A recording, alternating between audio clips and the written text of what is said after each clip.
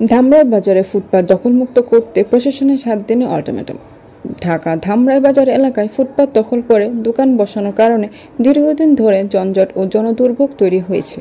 এই অবস্থায় ফুটপাতের দোকান নির্দিষ্ট স্থানে সরিয়ে নিতে 7 দিনের আলটিমেটাম দিয়েছে উপজেলা প্রশাসন। রবিবার সরেজমিনে গিয়ে ধামরাই উপজেলা নির্বাহী কর্মকর্তা মামুনুর আহমেদ অনিক এ সিদ্ধান্ত জানানো হয়।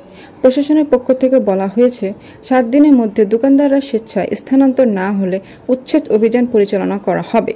এ সময় উপজেলা প্রশাসন স্থানীয় ব্যবসায়ী ও দোকানদারদের সহযোগিতা কামনা করেছে। আগামী রবিবার থেকে তাদেরকে আগামী 7 দিন সময় দেওয়া হলো। আগামী রবিবার থেকে আমরা মোবাইল কোর্ট পরিচালনা করব।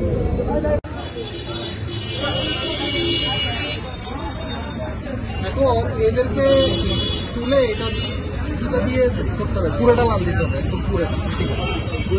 এর বাহিরে আসলে আমরা মোবাইল কোর্ট করবো রবিবারকে।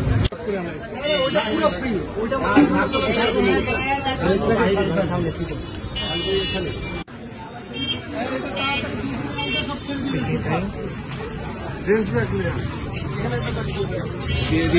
আছে।